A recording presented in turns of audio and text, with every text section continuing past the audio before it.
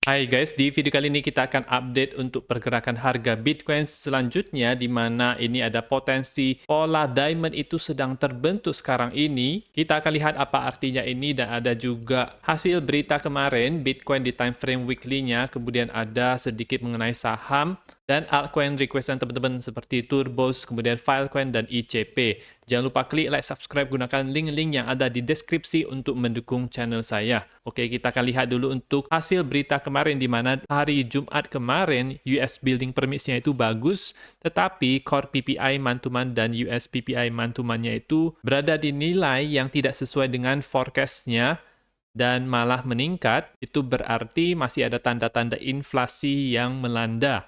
Dan sekarang kita akan ke Bitcoin di time frame weekly-nya, di mana Bitcoin itu berhasil mencapai titik tertingginya itu di tahun ini, yaitu di harga 52.800-an. Di mana ini melakukan invalidasi terhadap potensi double top di video yang terakhir ya teman-teman. Dan ada orang-orang yang berkomentar kalau analisanya itu tidak baik, double top spread, analisa spread, kemudian makin ke sini koko ini jadi mirip Jim Cramer-nya Indonesia. Perlu teman-teman ketahui kalau tidak ada analisa yang bisa 100% selalu benar. Dan yang terpenting itu bukanlah masalah 100% benar tersebut, tetapi adalah memanfaatkan itu kalau kita lakukan trading, maka total akhirnya itu kita profit ya teman-teman. Dan analisa itu berbeda dengan trading, tiap hari bisa melakukan analisa, tetapi tidak tiap hari kita melakukan trading ya teman-teman. Dan ini juga tergantung dengan style masing-masing. Dan saya mulai bearish itu ketika harga Bitcoin itu lagi berada di puncak-puncaknya, teman-teman. Bukan ketika Bitcoin itu berada di bawah. Karena kalau kita lihat ini,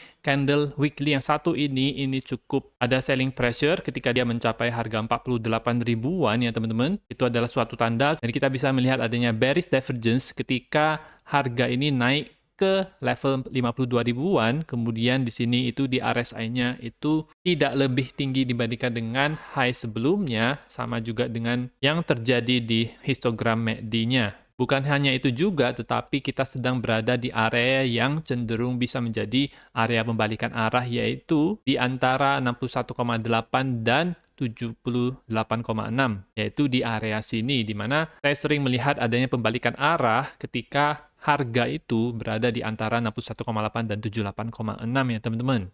Jadi saya bearish itu bukan tanpa alasan, tetapi saya melihat chartnya itu bisa ada potensi pembalikan arah. Dan yang terpenting adalah saya tidak bearish ketika harga itu berada di bawah-bawah ya teman-teman. Selain itu kondisi ini mirip sekali dengan di tahun 2019 di mana waktu itu juga harga itu setelah dia berada di daerah overbought di sini, nah dia itu sempat lagi melakukan rally ke atas, kemudian ada wick yang besar terbentuk di sini dan ini adalah semacam daerah pembalikan arah untuk nantinya itu bisa turun. Jadi ada kemiripan antara yang sekarang sedang terjadi itu dengan yang di tahun 2019 di sini. Dari time frame daily sendiri, ini adalah semacam pergerakan 3 wave saja, jadi belum terbentuk 5 wave, di mana kita harus bisa terbentuk 5 wave agar bisa berubah menjadi pola yang bullish dan bisa extend ke atas. Tapi ini baru 3 wave saja. Kemudian kalau kita lihat untuk close hari Kamis kemarin itu ada wick seperti ini, dan kemudian kemarin itu ada lower high di sini, jadi kita harus waspada soal ini. Dan di time frame yang lebih kecilnya, yaitu time frame 1 jam, itu ada potensi sedang membentuk pola diamond, di mana pola diamond itu memiliki dua shoulder di sebelah kiri dan sebelah kanan. Dan ini kita sekarang masih berada di dalam polanya ya teman-teman. Salah satu ciri khas daripada pola diamond adalah tengah-tengahnya itu adalah yang paling panjang, kemudian bisa tiba-tiba balik lagi ke atas. Dan ini belum terkonfirmasi ya teman-teman. Yang pola diamond yang satu ini adalah yang bearish punya. Kenapa? Karena dia masuk dari bawah ke atas. Jadi kita masuk dari bawah ke atas seperti ini.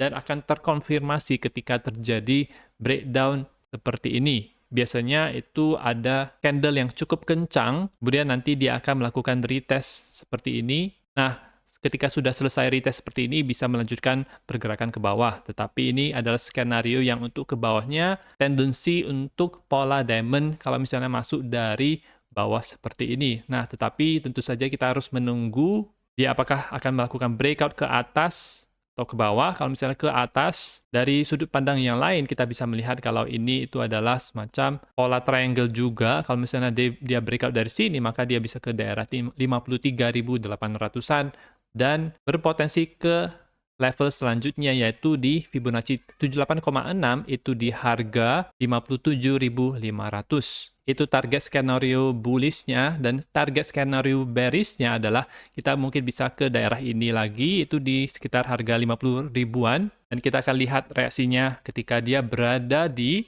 ascending broadening wedge yang nama lainnya adalah juga tree drive, tetapi bentuknya yang membuka seperti ini. Jenis yang lainnya itu adalah yang mengerucut seperti ini, yaitu rising wedge. Di time frame 4 jamnya ketika dia melakukan kenaikan seperti ini, ada bearish divergence ya di RSI-nya. Kemudian di time frame 1 jamnya juga itu ada bearish divergence ketika dia naik harganya seperti ini. Itu ada bearish divergence RSI-nya di sini. Sehingga ini yang membuat saya lebih condong ke bearish, dan saya bearish ketika harga itu berada di atasnya. Dan kalau kita melihat untuk indeks saham Nasdaq sendiri, dia juga memiliki pola yang mirip, yaitu ini three drives atau rising wedge, di mana ada bearish divergence yang terbentuk juga di RSI-nya. Ini adalah time frame daily, dan sama juga untuk di S&P 500 ya. Jadi mungkin minggu depan kita bisa melihat adanya pergerakan yang lebih volatile dengan saya lebih tendensi ke bear untuk indeks saham. Dan kemudian ada juga komen kalau nggak FOMO nggak bisa keras 100K. Mikir. Nah ini lagi-lagi ini tergantung dengan style masing-masing. Kalau misalnya teman-teman tidak masalah untuk membeli ketika dia mengalami kenaikan, itu tidak masalah. Karena masing-masing orang itu memiliki style yang berbeda-beda. Dia sukanya beli ketika breakout, atau misalnya dia suka beli ketika dia terjadi koreksi. Saya lebih suka ketika harga itu sedang berada di bawah-bawahnya, dan ketika dia lagi melakukan sideways, berada di area di bawah Fibonacci 61,8, 78,6 di area tersebut, saya lebih tenang ketika membelinya di area tersebut. Jangan FOMO, namanya naik pasti ada turun. Beli by the dip paling tepat yang dikatakan Bro Kelby ini adalah di bull market itu pasti akan ada terjadi koreksi, misalnya seperti 20%, 30%, sehingga itu adalah kesempatan di mana kita itu bisa naik ke keretanya, karena semacam keretanya itu balik lagi sebentar sebelum dia akan mulai naik lagi.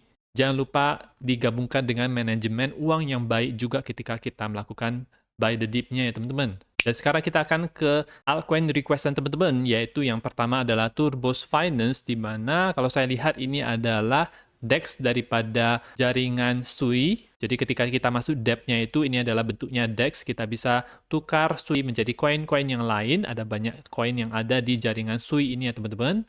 Kita akan analisa harganya dan tokenomics-nya. Untuk market cap ini masih kecil sehingga potensinya besar, tetapi wajar saja karena ini adalah jaringan yang baru sehingga DEX-nya juga biasanya market cap-nya itu akan kecil ya teman-teman. Tapi potensinya itu besar. Fully diluted valuation itu biasa saja, 3 kali lipat daripada market cap, tidak masalah. Volume trading 400 ribuan wajar kecil karena market cap-nya itu juga kecil.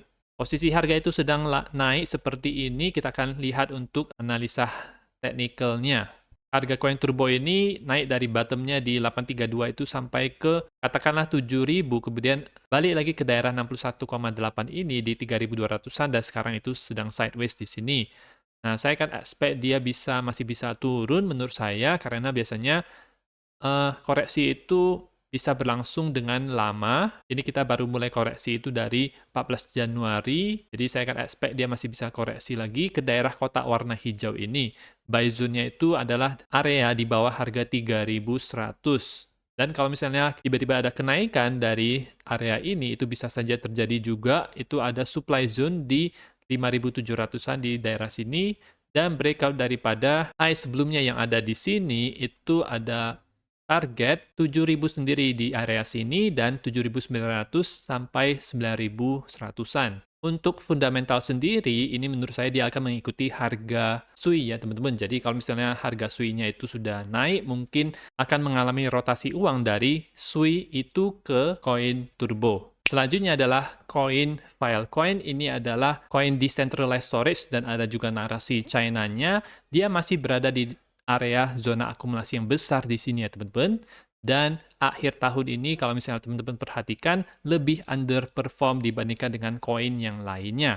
Tetapi menurut saya mungkin bisa outperform alts yang lain itu di alt season yang selanjutnya. Kenapa? Karena yang giliran kemarin itu dia lebih underperform. Dan tampaknya juga nanti narasi China itu bisa outperform koin-koin yang lain. Kalau teman-teman perhatikan juga ACH dan CFX itu underperform di akhir tahun 2023. Dari weekly RSI ini bagus, bounce dari 50, kemudian MACD masih mengarah ke atas, tapi harus hati-hati karena bisa terjadi bearish crossover ke bawah. Kalau misalnya dikasih di harga rendah, 3,4 dan 3,5 itu bisa menjadi daerah yang baik untuk kita membelinya karena ini adalah daerah support yang kuat ya teman-teman di sini. Dan sebaliknya kalau misalnya bisa terjadi breakout daripada 9,5 dolar yang ada di sini, maka bisa terbang dengan cepat ke atas, yaitu targetnya itu sampai ke 17 dolar minimal. Dan mungkin juga bisa lebih ke atas. Kalau kita perhatikan koin-koin yang lain itu, misalnya seperti Chainlink itu dia berada di area ini sekitar 20-an dolar ya, kalau disamakan dengan Filecoin. Jadi kalau kita lihat Chainlink itu, target harga 17 untuk SUI itu seperti berada di area ini, dan target harga 25 dolar yang ada di sini itu seperti Chainlink yang berada di sini. Dan kalau misalnya bisa naik lagi sampai ke sini, maka kalau untuk Filecoin-nya itu berarti di harga 30-an dolar ya teman-teman. Jadi koin Filecoin ini lebih lagging, dan ketika narasi China itu mulai trending lagi, maka saya yakin Filecoin ini bisa naik. Selanjutnya adalah koin ICP.